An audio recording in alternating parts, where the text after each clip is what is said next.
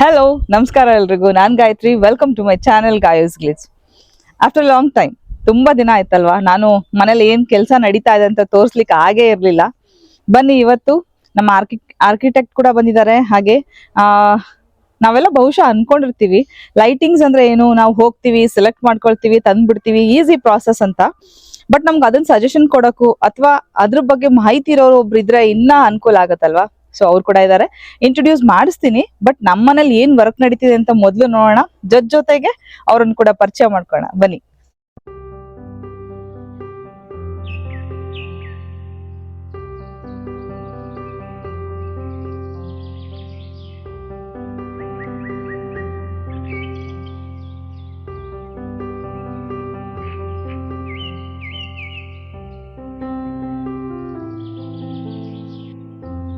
ಇಲ್ಲಿ ಕಂಪ್ಲೀಟ್ ಆಗಿ ನೋಡ್ತಾ ಇರೋದು ಟೀಕ್ ವುಡ್ ವರ್ಕ್, ಮೇಲೆ ಸೀಲಿಂಗ್ ಅಲ್ಲಿ ಆಗಿರೋದು. ಇವರು ಆರ್ಕಿಟೆಕ್ಟ್, ನಿಮ್ಗೆ ಆಲ್ರೆಡಿ ಗೊತ್ತು, ಪ್ರಭು ಸರ್. ಸರ್ ತುಂಬಾ ದಿನ ಆಯ್ತು ಆಕ್ಚುಲಿ ನೀವು ವಿಸಿಟ್ ಮಾಡಿದ್ರೆ ನಾವು ಶೂಟ್ ಮಾಡಿಲ್ಲ. ಅದೇ ಮೇಡಮ್, ನಾವು ರೆಗ್ಯುಲರ್ ವಿಸಿಟ್ ಇರುತ್ತೆ. Correct. But anyway every time shooting. ಅದು ಒಂದು ಆಕ್ಚುಲಿ ನಾನು ಪ್ರತಿ ಸಲ ಅವ್ರು ಬಂದಾಗೂ ನಿಮ್ಗೆ ಅವ್ರನ್ನ ಶೂಟ್ ಮಾಡಿ ತೋರಿಸ್ಬೇಕು ಅನ್ನೋ ಅವಶ್ಯಕತೆ ಇರ್ಲಿಲ್ಲ. ಸೊ ನನ್ಗೆ ರೀಸೆಂಟ್ ಆಗಿ ಒಂದು ಕಮೆಂಟ್ ಕೂಡ ಬಂದಿತ್ತು. ಯೂಟ್ಯೂಬರ್ಸ್ ಅಲ್ಲಿ ಕೆಲವಾರು ಯೂಟ್ಯೂಬರ್ಸ್ ಏನೋ ಮನೆ ಕಟ್ಬಿಟ್ಟು ತುಂಬಾ ತೊಂದರೆ ಮಾಡ್ಕೊಂಡಿದ್ದಾರೆ, ತುಂಬಾ ಪ್ಲೈವುಡ್ ಹಾಕಿದ್ದಾರೆ, ನೀವ್ ಒಂದ್ಸಲ ಯೋಚನೆ ಮಾಡಿ ಅಂತ ಹೇಳಿ.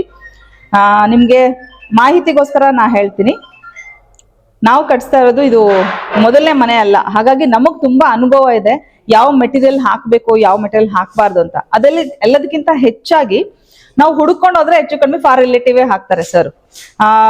ನಾವು ತುಂಬಾ ಡಿಸ್ಕಸ್ ಮಾಡುವಾಗ ಎಲ್ಲೂ ಕೂಡ ನೀವು ಇದು ಹಾಕಿ ಅಂತ ನಮ್ಗೆ ಅವರು ನಾವು ಪ್ರಾಂಪ್ಟೇ ಮಾಡಿಲ್ಲ.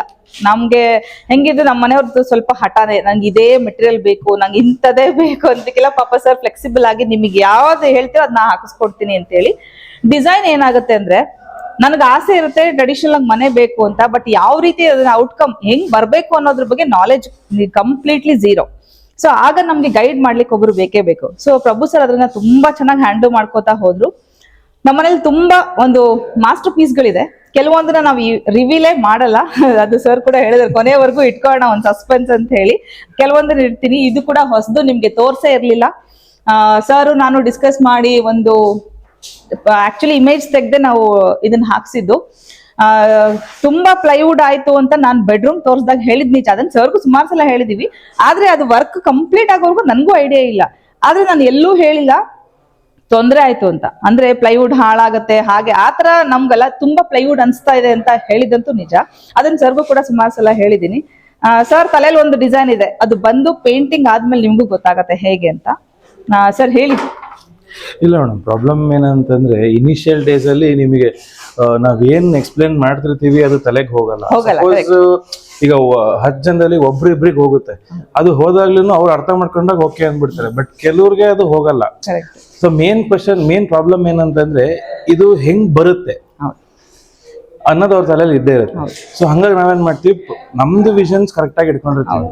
ಬಟ್ ಕೆಲವೊಂದ್ಸಲ ಏನಾಗುತ್ತೆ, ಡಿಸೈನ್ಸ್ ಸ್ವಲ್ಪ ಪ್ರೊಸೆಸ್. ಈಗ ಫಾರ್ ಎಕ್ಸಾಂಪಲ್ ಈ ತರ ಕಂಬ ಇದನ್ನೆಲ್ಲ ನಾವೇನ್ ಪ್ಲಾನ್ ಮಾಡಿದಾಗ, ಈಗ ಒಂದೊಂದು ಕಂಬ ಹಾಕೋ ಬದಲು ಒಂದೇ ಕಂಬನ ಸ್ಲೈಸ್ ಮಾಡ್ಬಿಟ್ಟು ಹಾಕಿದಾಗ ಅದು ಈವನ್ ಬೆಟರ್ ಲುಕ್ ಕೊಡುತ್ತೆ. ಸೊ ಹಂಗೆ ಇದನ್ನೆಲ್ಲ ಒಂದು ಪ್ರೊಸೆಸ್ ಅದು. ಈಗ ಏನಾಗುತ್ತೆ, ಏನೋ ಒಂದ್ ಮಾಡಕ್ಕೆ ಲೈಕ್ ಬಹಳ ಕಡಿಮೆ ಟೈಮ್ ತಗೊಳುತ್ತೆ. ಬಟ್ ಒಂದು ಪ್ರೊಸೆಸ್ ಅಲ್ಲಿ ಇದ್ದಾಗ ಒಂದು ಡಿಸೈನ್ ವಿಷನ್ ಬರ್ಬೇಕು ಅಂತಂದಾಗ ಆಬ್ವಿಯಸ್ಲಿ ನಿಮಗೆ ಟೈಮ್ ಹಿಡಿಯುತ್ತೆ. ಆಕ್ಚುಲಿ ಪ್ಲೈವುಡ್ ಬಗ್ಗೆ ಎಲ್ಲಾರು ಇದ್ ಮಾಡ್ತಾ ಇದ್ರು. ಅದು ನೀವು ಮೊನ್ನೆ ಒಂದ್ ಪಾಯಿಂಟ್ ಹೇಳಿದ್ರಿ, ಕೆಲವು ಕ್ಲೈಮೇಟಿಗೂ ಹಂಗಾಗತ್ತೆ, ಆಮೇಲೆ ಲೋ ಕ್ವಾಲಿಟಿ ಹಾಕಿದಾಗೂ ಹಂಗಾಗತ್ತೆ. ಇಲ್ಲ ಮೇಡಮ್, ಅದು ಏನ್ ಪ್ರಾಬ್ಲಮ್ ಎಲ್ಲಿಂದ ಅಂತಂದ್ರೆ ಮೇನ್ ಈಗ ನೀವು ವೆದರ್ ಕಂಡೀಷನ್. ಈಗ ಅವ್ರೇನ್ ಪ್ರೆಸಿಂಗ್ ಮಾಡ್ತಾರಲ್ಲ, ಕೆಲವೊಂದು ಈಗ ಮಳೆಗಾಲ ಅಥವಾ ಚಳಿಗಾಲದಲ್ಲಿ ಮಿನಿಮಮ್ 4 to 5 days ಪ್ರೆಸಿಂಗ್ ಮಾಡ್ಲೇಬೇಕು. 4 to 5 days ನೀವು ಪ್ರೆಸಿಂಗ್ ಮಾಡಿದಾಗ ಏನಾಗುತ್ತೆ, ನಿಮ್ಗೆ ಅದು ಪ್ರಾಪರ್ ಆಗಿ ಸ್ಟಿಕ್ ಆನ್ ಆಗಿ ಡ್ರೈ ಆಗುತ್ತೆ. ಈ ಕೆಲವೊಂದ್ಸಲ ಏನಾಗುತ್ತೆ, ಏನಾಗಲ್ಲ ಅಂತ ಒಂದೇ ಸಲ ತೆಗೆದ್ ಬಿಡ್ತಾರೆ. ಆ ಮೊಮೆಂಟಿಗೆ ಅದು ಕರೆಕ್ಟ್ ಆಗಿರುತ್ತೆ, ಆಮೇಲೆ ಬಬ್ಲಿಂಗ್ ಸ್ಟಾರ್ಟ್ ಆಗುತ್ತೆ. ಹಂಗಾಗಿ ನಾವು ಮಿನಿಮಮ್ ಈ ಒಂದ್ ಸೀಸನ್, ಎಸ್ಪೆಷಲಿ ರೇನಿ ಅಥವಾ ವಿಂಟರ್ ಸೀಸನ್ ನಲ್ಲಿ ಮಿನಿಮಮ್ 1 week ಇಡಿಸ್ತೀವಿ ಪ್ರೆಸಿಂಗ್. ಆಕ್ಚುಲಿ ಮೊನ್ನೆ ನೀವು ಅಂಗಡಿಗೆ ಬಂದಾಗ ಹೇಳ್ತಾ ಇದ್ರಿ, ಇದು ಡೈರೆಕ್ಟ್ ಆಗಿ ನಾವ್ ಇದಕ್ಕೆ ಲ್ಯಾಮಿನೇಟ್ ಹಾಕಿದ್ರೆ ವೇವಿ ಅನ್ಸುತ್ತೆ ಲೈಟ್ ಅಂತ ಹೇಳಿ. ಮೇಡಮ್ ಇದ್ರ ಮೇಲೆ ನಾರ್ಮಲ್ ವುಡನ್ ಇದೊಂದು ಪಾಯಿಂಟ್ ಆಕ್ಚುಲಿ ಕೇಳಿಸ್ಕೊಳ್ಳಿ. ಈಗ ಪ್ಲೈ ಹಾಕಿದರೆ ಇದ್ರ ಮೇಲೆ ಮತ್ತೆ ಏನ್ ಸರ್ ಅದು ಶೀಟ್ ಬರುತ್ತಲ್ಲ, ಅಕ್ರಿಲಿಕ್ ಶೀಟ್ ಅಲ್ಲ, ಅದು green colour HDHMR HDHMR sheet ಒಂದು ಬಂದು ಅದ್ರ ಮೇಲೆ ನಮ್ಗೆ ಅಕ್ರಿಲಿಕ್ ಶೀಟ್ ಬರುತ್ತೆ. ನಮಗೆ ಆಸ್ ಅ ಕಾಮನ್ ಪರ್ಸನ್ ನಮ್ಗೆ ಏನಿಸ್ತದೆ 3 ಶೀಟ್ ಅವಶ್ಯಕತೆ ಇದೆಯಾ ಅಂತ ನಾವ್ ಇದು ಸರ್ಗೂ ಕೇಳಿದ್ವಿ, ಸರ್ ಮತ್ತೆ ಒಂದು ಶೀಟ್ ಹಾಕಿ ಅದ್ರ ಮೇಲೆ ಹಾಕ್ಬೇಕಾ ಅಂತ. ಪಾಯಿಂಟ್ ಕ್ಲೀನ್ ಆಗಿ ಕೇಳಿಸ್ಕೊಳ್ಳಿ ಸರ್, ಅಲ್ಲಿ ಪ್ರಾಕ್ಟಿಕಲಿ ತೋರಿಸಿದ್ರು. ಇದ್ರ ಮೇಲೆ ನಾವು ಅಕ್ರಿಲಿಕ್ ಶೀಟ್ ಹಾಕಿದಾಗ ಲೈಟ್ ಆನ್ ಮಾಡಿದಾಗ ವೇವಿ ಅನ್ಸುತ್ತೆ, ಅಂದ್ರೆ ಒಂದೇ ಟ್ಯೂಬ್ ಲೈಟ್ ನಿಮಗೆ ಶೇಕ್ ಆಗಿ ಕಾಣಿಸುತ್ತೆ. ಅದೇ ನಾವು HDHMR ಶೀಟ್ ಹಾಕಿ ಅದ್ರ ಮೇಲೆ ನಾವು ಅಕ್ರಿಲಿಕ್ ಶೀಟ್ ಹಾಕಿದಾಗ ಮೀನ್ಸ್ ಮಿರರ್ ಇಮೇಜ್ ಕಾಣಿಸುತ್ತೆ ನಮ್ಗೆ ಅಂತ. ಸೊ ಕರೆಕ್ಟ್ ಅನ್ಸುತ್ತೆ, ಯಾಕಂದ್ರೆ ಸುಮಾರು ಸಲ ಎಷ್ಟೋ ಮನೆಗಳಿಗೆ ಹೋದಾಗ ಅನ್ಸ್ತಾರೆ ಏನೋ ಮಿಸ್ಟೇಕ್ ಇದೆ ಅಂತ. ನಿಜವಾಗ್ಲೂ ಸರ್ ಈ ಪಾಯಿಂಟ್ ಗೊತ್ತಿರ್ಲಿಲ್ಲ ಇಲ್ಲ. ನನಗೆ. ನಮ್ ಪ್ರಾಬ್ಲಮ್ ಏನಂದ್ರೆ ಇದು ವುಡನ್, ಇದು ರಫ್ ಇರುತ್ತೆ. ಅಂಡ್ ಈಗ ಈ ಲ್ಯಾಮಿನೇಟ್ಸ್ ಎಲ್ಲ ಏನಂತಂದ್ರೆ ಇದು ಹಿಂದ್ಗಡೆ ನಿಮಗೆ ಸ್ಯಾಂಡಿಂಗ್ ಆಗಿರುತ್ತೆ. ಸೊ ಇದು ರಫ್ ಸರ್ಫೇಸ್ ಮೇಲೆ ರಫ್ ಕೂತಾಗ ನಿಮಗೆ ಪ್ರಾಬ್ಲಮ್ ಆಗಲ್ಲ.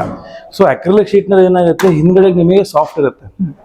ಸೊ ಅದು ನಿಮಗೆ ಇದ್ರ ಮೇಲೆ ಕೂತಾಗ ನಿಮಗೆ ಏನ್ ಅನ್ಸುತ್ತೆ, ಅದು ವೇವಿ ಫಾರ್ಮ್ಯಾಟ್ ಅಲ್ಲಿ ಕಾಣುತ್ತೆ. ಅಕ್ರಿಲಿಕ್ ನೀವು ಪ್ರೈಸಿಂಗ್ ವೈಸ್ ಸ್ವಲ್ಪ ಜಾಸ್ತಿನೇ ಇರುತ್ತೆ. ನೀವು ಅಷ್ಟೊಂದು ಪ್ರೈಸಿಂಗ್ ಕೊಟ್ಟಾಗ ನಿಮಗೆ ಅದು ವೇವಿ ಅನ್ನಿಸಿದಾಗ ಈ ಲ್ಯಾಮಿನೇಟ್ಸ್ ಬೆಟರ್ ಅಂತ ಅನ್ಸಕ್ ಸ್ಟಾರ್ಟ್ ಆಗುತ್ತೆ. ಸೊ ಅದು ಮೇನ್ ಪ್ರಾಬ್ಲಮ್ ಏನಂತಂದ್ರೆ ಈ ಪ್ಲೈವುಡ್ಸ್ ಚೆನ್ನಾಗೆ, ಬಟ್ ಇದ್ರದ್ ಮೇಲ್ಗಡೆಗೆ ಜಸ್ಟ್ ಒಂದು 4 mm HDHMR ಅಂದ್ರೆ high density high moisture resistant sheets ಅವು. ಅದ್ರದ್ ಮೇಲೆ ನೀವು ಅಕ್ರಿಲಿಕ್ ಹಾಕಿದಾಗ ನಿಮಗೆ ಪ್ರಾಬ್ಲಮ್ ಆಗಲ್ಲ. ಮೇನ್ ಪ್ರಾಬ್ಲಮ್ ಆಗೋದು ನನ್ಗೆ ಸರ್, ಶೂಟ್ ಮಾಡುವಾಗ ಅದು ಸ್ವಲ್ಪ ಹಿಂಗ್ ವೇವ್ ಬಂದ್ಬಿಟ್ರೆ ಅದು ಬಹಳ ಕಷ್ಟ ಆಗುತ್ತೆ. ಅಂಡ್ ಥ್ಯಾಂಕ್ ಯು ಸರ್, ಎಷ್ಟೊಂದು ಇನ್ಫಾರ್ಮೇಶನ್ ನಮಗೆ ಅದೆಲ್ಲ ಗೊತ್ತೇ ಇರ್ಲಿಲ್ಲ. ಇದನ್ನೆಲ್ಲ ಆಕ್ಚುಲಿ ಮೆಟೀರಿಯಲ್ ನಾಲೆಡ್ಜ್ ಇಟ್ಕೊಂಡು ಗೈಡ್ ಮಾಡ್ಲೇಬೇಕು. ಏನಾಗತ್ತೆ, ಈಗ ಬರ್ತಾರೆ ಅಕ್ರಿಲಿಕ್ ಕೊಡು ಅಂತಾರೆ, ಈಗ ನಮ್ ಸೇಲ್ಸ್ ವೈಸ್ ನಾವು ಕೊಟ್ಬಿಡ್ತೀವಿ. ಈಗ ನಾವು ಎಕ್ಸ್ಟ್ರಾ ಏನಾರು ಹೇಳಕ್ ಹೋದಾಗ ಬೇರೆ ಏನೋ ಅನ್ಸುತ್ತೆ, ಏನೋ ಇವ್ರೇನೋ ಬೇರೆ ಏನೋ ಸೇಲ್ ಮಾಡ್ತೀರಾ ಅಂತ ಅನ್ಸುತ್ತೆ. ಬಟ್ ಮೇನ್ ನೀವು ಅಕ್ರಿಲಿಕ್ ಶೀಟ್ ಹಾಕ್ತಿದ್ದೀರಾ ಅಂತಂದಾಗ ಬೇಸ್ ಪ್ಲೈವುಡ್ ಯಾವ್ದಾದ್ರು ಹಾಕಿ, ಬಟ್ ಅದನ್ನ ಸ್ಟಿಕ್ ಆನ್ ಸರ್ಫೇಸ್ ಮಾತ್ರ ಅಟ್ಲೀಸ್ಟ್ 4 mm HDHMR ಆದ್ರೂ ಹಾಕಿದ್ರೆ ಅಕ್ರಿಲಿಕ್ ಶೀಟ್ಸ್ ಮಾರ್ಬಲ್ ತರ ಕೂರುತ್ತೆ. ಹೌದು, ಆಕ್ಚುಲಿ ನಾನು ಮೀನ್ಸ್ ನಾವ್ ಹೇಳದ್ ನಾವು ಸ್ವಲ್ಪ ಲಕ್ಕಿ ಅಂತ ಅನ್ಕೋಬಹುದು, ಯಾಕಂದ್ರೆ ಸರ್ ಸ್ವಲ್ಪ ಫ್ಲೆಕ್ಸಿಬಲ್ ಇದಾರೆ. ಸುಮಾರು ಸಲ ಏನಾಗುತ್ತೆ ಅಂದ್ರೆ ನಾವು ಕೆಲವ್ರ ಹತ್ರ ನಾವು ಆರ್ಗ್ಯೂ ಅಲ್ಲ, ಮಾತಾಡಕ್ ಕೂಡ ಆಗಲ್ಲ. ಎಷ್ಟೋ ಸಲ ನಾನೇನ್ ಮಾಡ್ತಿದ್ದೆ, ಮುಂಚೆಲ್ಲ ಅನುಭವ ಆಗಿದೆ ಸರ್, ಮನೆಗೆ ಹೋಗ್ಬಿಟ್ಟು ನಮ್ಮ ಮನೆಯವ್ರ ಸಿಟ್ ಮಾಡ್ತಾ ಇದ್ದೆ, ನಂಗೆ ಅದ್ ಬೇಕಾಗಿಲ್ಲ, ಅವ್ರು ಅಷ್ಟು ಹೇಳದ್ ನಾನು ಯಾಕೆ ಹಾಕಿಸ್ಬೇಕು, ನನ್ಗೆ ಅದು ಅವಶ್ಯಕತೆ ಇಲ್ಲ. ಎಷ್ಟೋ ಸಲ ನಮ್ಗೆ ಇದು ಕ್ಲಾಶಸ್ ಆಗಿದೆ. ಬಟ್ ಸರ್ ತುಂಬಾ ಫ್ಲೆಕ್ಸಿಬಲ್ ಇರೋದ್ರಿಂದ ಎಷ್ಟೋ ಡಿಸೈನ್ಸ್ ನಾವು ವೇವ್ ಲೆಂತ್ ಮ್ಯಾಚ್ ಆಗುತ್ತೆ. ನಾವು ಡಿಸ್ಕಸ್ ಮಾಡಿದಾಗ ಕರೆಕ್ಟ್ ಅಲ್ವಾ ಇದು ಬೇಕು ಅಂತ ನಮಗೂ ಅನ್ಸಿದ್ದುಂಟು. ಅದ್ರ ಜೊತೆಗೆ ನಮಗೇನ್ ಬೇಕು ಅಂತ ನಾವು ಹೇಳ್ದಾಗ್ಲೂ ಓಕೆ ಮ್ಯಾಮ್ ಹಾಕ್ಸೋಣ, ಅದನ್ನ ಮಾಡೋಣ ಅಂತ ಕೂಡ ಹೇಳಿದ್ದಾರೆ. ಈ ಫ್ಲೆಕ್ಸಿಬಿಲಿಟಿ ಆಕ್ಚುಲಿ ಆರ್ಕಿಟೆಕ್ಟ್ ಇಂದ ನಮಗ್ ಬೇಕಾಗತ್ತೆ. ಇಂಟೀರಿಯರ್ ಡಿಸೈನರ್ ಅನ್ನೋರು ಸ್ವಲ್ಪ ಅದ್ರ ಬಗ್ಗೆ ಎಲ್ಲಾ ಮೈಂಡ್ ಸೆಟ್ ಜನರನ್ನು ಅರ್ಥ ಮಾಡ್ಕೊಳ್ಳೋ ನಾಲೆಜ್ ಇರೋದು ತುಂಬಾ ಒಳ್ಳೇದು. ಅಂಡ್ ಸುಮಾರು ಜನ ಸಬ್ಸ್ಕ್ರೈಬರ್ಸ್ ಆಲ್ರೆಡಿ ನಿಮ್ಮನ್ನ ಕಾಂಟ್ಯಾಕ್ಟ್ ಮಾಡ್ತಿದ್ದಾರೆ, ಪ್ರೋಗ್ರೆಸ್ ಅಲ್ಲಿ ಇದೆ ವರ್ಕ್. ಥ್ಯಾಂಕ್ ಯು ಪೀಪಲ್, ನೀವೆಲ್ಲ ನಂಬಿಕೆ ಇಟ್ಟು ಪ್ರಾಸೆಸ್ ಮಾಡ್ತಾ ಇದ್ದೀರಾ. ಅಂಡ್ ಆ ನಂಬಿಕೆಗೆ ನಾನೇ ಗ್ಯಾರಂಟಿ ಅಂತ ಹೇಳಕ್ ಇಷ್ಟಪಡ್ತೀನಿ. ಹೇಳಿ ಸರ್ ನಿಮ್ಮ ಅನುಭವಗಳು ಏನಾದ್ರೆ, ಯಾಕಂದ್ರೆ ಜನರು ಎಲ್ಲಾ ವೆರೈಟಿ ತುಂಬಾ ಎನ್ಕ್ವೈರೀಸ್ ಆಗಿದಾವೆ, ಕೆಲವೊಂದು ಕನೆಕ್ಷನ್ಗಳು ಆಗಿದಾವೆ. ಬಟ್ ಅದ್ರಲ್ಲಿ ಕೆಲವೊಂದು ಹೆಂಗೆ ಅಂತಂದ್ರೆ ಡಿಸೈನ್ ಬಹಳ ಬೇಗ ಬೇಕು ಅಂತ ಕೇಳೋದು ಒಂದು. ಅದು ಏನಕ್ಕೆ ಅಂತಂದ್ರೆ ಈಗ ಈ ತರ ಒಂದು ಪ್ರೊಸೆಸ್ ನಾವು ಅದನ್ನ ಡಿಸೈನ್ ಮಾಡಿ ಕೊಡ್ಬೇಕಾದ್ರೆ it take some time, at least minimum 15-20 days ಆದ್ರೂ ಟೈಮ್ ತಗೊಳುತ್ತೆ, depending upon their design requirement. So ಆ ತರ ಒಂದಿದ್ದಾಗ ಅರ್ಜೆಂಟ್ ಮಾಡಿದಾಗ ಏನಾಗುತ್ತೆ, ಇವೆನ್ಚುಲಿ ನಾವು ಪ್ರಾಜೆಕ್ಟ್ ನ ಡ್ರಾಪ್ ಮಾಡ್ಬೇಕಾಗತ್ತೆ, ಅಥವಾ ಅವ್ರ ಕಡೆಯಿಂದನೇ ನಾವು ಪ್ರಾಜೆಕ್ಟ್ ಡ್ರಾಪ್ ಮಾಡ್ಬೇಕು, ಆ ತರ ಒಂದು ಪರಿಸ್ಥಿತಿನೂ ಬರುತ್ತೆ. ಸೊ ನೀವು ಈಗ ಸಿವಿಲ್ ವರ್ಕ್ ಅಲ್ಲಿ ಏನಾಗುತ್ತೆ, ಜಸ್ಟ್ ಒಂದು ಓಕೆ ಕಾಲಮ್, ಒಂದ್ ಬೀಮ್ ಅಥವಾ ಒಂದು ವಾಲ್ ಮಾಡ್ಬೇಕಂದಾಗ ಅದರಲ್ಲಿ ಪ್ಲಾನಿಂಗ್ ಟೈಮ್ ತಗೊಳಲ್ಲ. ಮ್ಯಾಕ್ಸಿಮಮ್ 2-3 days ಒಂದು ಪ್ಲಾನ್ ಅಲ್ಲಿ ನಾವು ಮಾಡ್ಬೋದು. But when it comes the part of interior ಅಂತ ಬಂದಾಗ ಆ ಡಿಸೈನು, ಆ ಮೌಲ್ಡ್, ಅದನ್ನೆಲ್ಲದನ್ನು ರೆಡಿ ಮಾಡ್ಬೇಕಲ್ಲ 3D ಅಲ್ಲಿ, ಅದಕ್ಕೆ ಟೈಮ್ ತಗೊಳುತ್ತೆ. ಸೊ ನೀವು ಏನೇ ಮಾಡಿದ್ರು 3D ಅಥವಾ ಇಂಟೀರಿಯರ್ ಡಿಸೈನಿಂಗ್ ಮಾಡಿಸ್ಬೇಕಾದ್ರೆ ಸ್ವಲ್ಪ ಟೈಮ್ ಅಂಡ್ ಪೇಷನ್ಸ್ ಇದ್ರೆ ತುಂಬಾ ಒಳ್ಳೇದು. ನಾನಂತಂದಲ್ಲ, it could be for any architect. ಅವ್ರಿಗಾದ್ರೂ ಒಂದ್ ಸ್ವಲ್ಪ ಮಿನಿಮಮ್ ಟೈಮ್ ಕೊಟ್ಟಾಗ ಔಟ್ಪುಟ್ಸ್ ಬಹಳ ಚೆನ್ನಾಗಿ ಬರ್ತವೆ. ಕೆಲವರು ಸಿಂಪಲ್ ಆಗಿ ಇಷ್ಟಪಡೋರ್ಗೆ ಬೇಗ ಆಗೋಗುತ್ತೆ ಕೆಲಸ. ಈಗ ನಮ್ದು ನಿಯರ್ಲಿ 2 years 3 months ಸರ್. ಯಾಕಂದ್ರೆ ಇದು ಎಲ್ಲದನ್ನು ಈ ತರ ಎಲ್ಲ ಒಂದ್ ಕೊಡ್ಬೇಕಂತ ಬಂದಾಗ ಕಂಬ ಹಿಂಗೆ ಬರ್ಬೇಕು, ಅದು ಇಷ್ಟೇ ಬೆಂಡ್ ಆಗ್ಬೇಕು, ಈ ಆಂಗಲ್ ಅಲ್ಲಿ ಅದು ರೊಟೇಟ್ ಆಗ್ಬೇಕು ಅಂತ ಬಂದಾಗ ಸ್ವಲ್ಪ ನಿಮಗೆ ಟೈಮ್ ಹಿಡ್ದೆ ಹೇಳಿ. ಸೊ ಇನ್ನೇನಿಲ್ಲ ಸರ್, ನನ್ನ ಪ್ರಶ್ನೆಗಳಂತೂ ಏನಿಲ್ಲ. ಸುಮಾರು ಜನ ನನ್ನನ್ನು ಅದೇ ಕೇಳ್ತಾ ಇರೋದು. ಅವ್ರಗಳಿಗೆ ಏನೋ ಥಾಟ್ಸ್ ಇರುತ್ತೆ, ಈಗ ಒಂದ್ ಭಯ ಇರುತ್ತೆ, ಫೋಬಿಯಾ. ಅದು ಆರ್ಕಿಟೆಕ್ಟ್ಸ್ ನ ಅಥವಾ ಇಂಟೀರಿಯರ್ ಡಿಸೈನರ್ ನ ಹೈರ್ ಮಾಡ್ಬಿಟ್ರೆ ಅವ್ರು ಹೇಳ್ದಂಗೆ ನಾವು ಮಾಡಿಸ್ಬೇಕು ಅನ್ನೋದೊಂದು. ಇಲ್ಲ ಹಂಗ್ ಬರಲ್ಲ ಮೇಡಮ್. ಈಗ ಬೇರೆಯವ್ರದ್ದು ನೀವು ಗೊತ್ತಿಲ್ಲ, ಬಟ್ ನಮ್ದು ಹೆಂಗೆ ಅಂತಂದ್ರೆ, ಈಗ ನಾವು ಒಂದು ಡಿಸೈನ್ ನಾವ್ ಹೆಂಗ್ ಫಸ್ಟ್ ಡಿಸ್ಕಷನ್ ಅಲ್ಲಿ ಏನಾಗತ್ತೆ ಅಂತಂದ್ರೆ, ಅಲ್ಲಿ ಯಾರು ಇರ್ತಾರೆ, ಅವ್ರಿಗೆ ಮೈಂಡ್ ಸೆಟ್ ಯಾವ ತರ ಬೇಕು. ಈಗ ಎಲ್ಲರಿಗೂ ಟ್ರೆಡಿಷನಲ್ ಡಿಸೈನ್ ಇಷ್ಟ ಆಗಲ್ಲ. ಕೆಲವೊಬ್ಬರಿಗೆ ನಿಯೋ ಕ್ಲಾಸಿಕಲ್ ಬೇಕು, ಕೆಲವೊಬ್ಬರಿಗೆ ಕಪೂನ್ ಸ್ಟೈಲ್ ಅಲ್ಲಿ ಬೇಕು, ಹಂಗೆ ಕೆಲವೊಂದು ಮಾಡರ್ನ್ ಕಂಟೆಂಪ್ರರಿ ಡಿಸೈನ್ ಅಲ್ಲೂ ಬೇಕಾಗಿರುತ್ತೆ. ಸೊ ಅವ್ರಿಗೆ ಯಾವ ತರ ಬೇಕು, ಮಾಡರ್ನ್ ಅಲ್ಲಿ ಬೇಕು, ಸಿಂಪಲ್ ಆಗಿ ಬೇಕು ಅಂತ ಇದ್ದಾಗ ಆ ತರ ಡಿಸ್ಕಷನ್ ಮಾಡ್ಬಿಟ್ಟು ನಾವು ಮಾಡ್ಬೇಕಾಗುತ್ತೆ. ಇಲ್ಲಿ ನೋಡ್ತಾ ಇದ್ದೀರಲ್ಲ, ಆಕ್ಚುಲಿ ಇದು ಒಂದು ಕಬರ್ಡ್. ಎಂಟ್ರೆನ್ಸ್ ಸಿಟ್ ಔಟ್ ಅಲ್ಲಿ ಒಂದ್ ನಿಮಿಷ ತೋರಿಸ್ತೀನಿ. ಇದು ನಮ್ಮ ಎಂಟ್ರೆನ್ಸ್ ಆಗುತ್ತೆ. ಓಕೆ, ಈ ಬಾಗ್ಲಿಂದ ನೆಕ್ಸ್ಟ್ ಈ ಏರಿಯಾ ಸಿಟ್ ಔಟ್ ಏರಿಯಾ. ಆಕ್ಚುಲಿ ಸಿಟ್ ಔಟ್ ಏರಿಯಾನ ಸಿಟ್ ಔಟ್ ತರ ನಾವು ಬಳಸ್ತಾ ಇಲ್ಲ. ಆ, ಇದು ಕಂಪ್ಲೀಟ್ಲಿ ನನ್ನ ಡೆಕೋರ್ ಒಂದು ರೂಮ್ ತರ ನಾನು ಬಳಸ್ಬೇಕಂತಿದ್ದೀನಿ. ಡೋರ್ ಓಪನ್ ಆಗ್ತಾ ಇಲ್ಲ. ಇದು ಹ್ಯಾಂಡಲ್ ಬರುತ್ತೆ. ಇಲ್ಲೇನಂದ್ರೆ ಕಂಪ್ಲೀಟ್ ಮನೆಯ ಎಲ್ಲ ಎಲೆಕ್ಟ್ರಿಕಲ್ ಸರ್ಕ್ಯೂಟ್ಸ್ ಇದ್ರಲ್ಲಿ ಬರುತ್ತೆ. ಸರ್ಕ್ಯೂಟ್ಸ್ ಎಸ್, ಅಂಡ್ ಇಲ್ಲಿ ನಮ್ಮ ಇನ್ವರ್ಟರ್ ಬರುತ್ತೆ. ಅಲ್ಲೂ ಕೂಡ ಬ್ಯಾಟ್ರಿ ಇನ್ವರ್ಟರ್ಸ್ ಎಲ್ಲ ಇಲ್ಲಿ ಬರುತ್ತೆ. ಸಿಟ್ಟಿಂಗ್ ಅಂತ ಏನು ನಾನು ಪ್ರಿಫರ್ ಮಾಡ್ತಾ ಇಲ್ಲ ಇಲ್ಲಿ. ಇದು ಕಂಪ್ಲೀಟ್ ಡೆಕೋರ್ಗೆ ನಾನು ಯೂಸ್ ಮಾಡ್ಕೊಳ್ತೀನಿ ರೂಮ್ನ. ಅಂಡ್ ಫರ್ನಿಚರ್ಸ್ ರೆಡಿ ಆಗ್ತಾ ಇದೆ. ಗ್ಲಾಸ್ ಬಂದಿದೆ. ಇಲ್ಲಿ ನೋಡ್ಬೋದು, ಇಲ್ಲೂ ಕೂಡ ಪಾಲಿಶ್ ಮಾಡೋಕ್ಕೆಲ್ಲ ಉಜ್ಕೊಳ್ತಾ ಇದ್ದಾರೆ. ಇದು ಡೈನಿಂಗ್ ಟೇಬಲು, ಇದು ಸೆಂಟರ್ ಟೇಬಲ್ಸು. ವಿಂಡೋಸ್ ರೆಡಿ ಆಗಿದೆ, ನಿಮಗೆ ಗೊತ್ತು. ಹಾಗೆ ಮುಂದಿನ ಬಾಗಿಲು ಫ್ರೇಮ್ ಕೂಡ ರೆಡಿ ಆಗಿದೆ.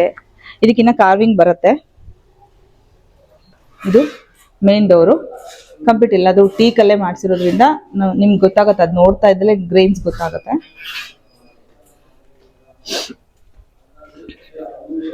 ಹಾಗೆ ಇಲ್ಲಿ ಒಂದು ಸೇಫ್ಟಿ ಪರ್ಪಸ್ಗೆ ನಾವೇನ್ ಮಾಡಿಸಿದೀವಿ ಅಂದ್ರೆ, ಇಲ್ಲಿ ನಿಮಗೆ ಗೊತ್ತಾಗ್ಬೋದು, ಈ ಬಾಕ್ಸ್ ಇಲ್ಲಿ ಶಟರ್ಸ್ ಇದೆ. ಎಸ್, ಶಟರ್ಸ್ ಅಲ್ಲೂ ಕೂಡ ಒಂದು ಡೋರ್ ಬಂದ್ಬಿಡುತ್ತೆ. ಈ ಶಟರ್ಸ್ ಒಳಗಡೆಯಿಂದ ನೈಟ್ ನಾವು ಶಟರ್ಸ್ನ ಇಳಿಸ್ಬಿಟ್ಟು ರಿಮೋಟ್ ಆಕ್ಸೆಸಿಬಲ್ ಇದೆ ಅದು.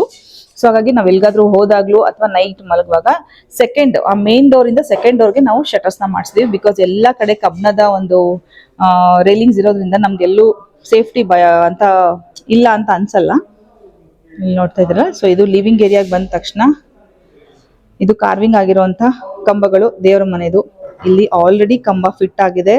ಬೋದಿಗೆ ಕೂಡ ನೀವು ನೋಡ್ಬೋದು, ಮೂರ್ ಬೋದಿಗೆ ಕೊಟ್ಟಿದ್ದಾರೆ. ಹಾಗೆ ಇದು ಸೀಲಿಂಗಿಗೆ ಟೀಕುಡ್ ಸೀಲಿಂಗ್ ಕಾರ್ವಿಂಗ್ ಆಗಿದೆ, ಕಂಪ್ಲೀಟ್ ಕಾರ್ವಿಂಗ್ ಆಗಿದೆ. ತೋರಿಸ್ತೀನಿ ನಿಮ್ಗೆ.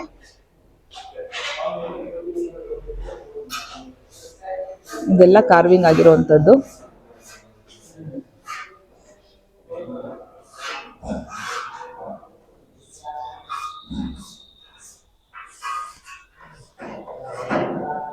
ಓಕೆ, ಇವರು ಪರಶುರಾಮ್. ನಮ್ಮ ಮನೆಯ ಕಂಪ್ಲೀಟ್ ಪ್ಲೈ ವರ್ಕ್ ಮಾಡಿರೋದು ಪರಶುರಾಮ್ ಅವರು.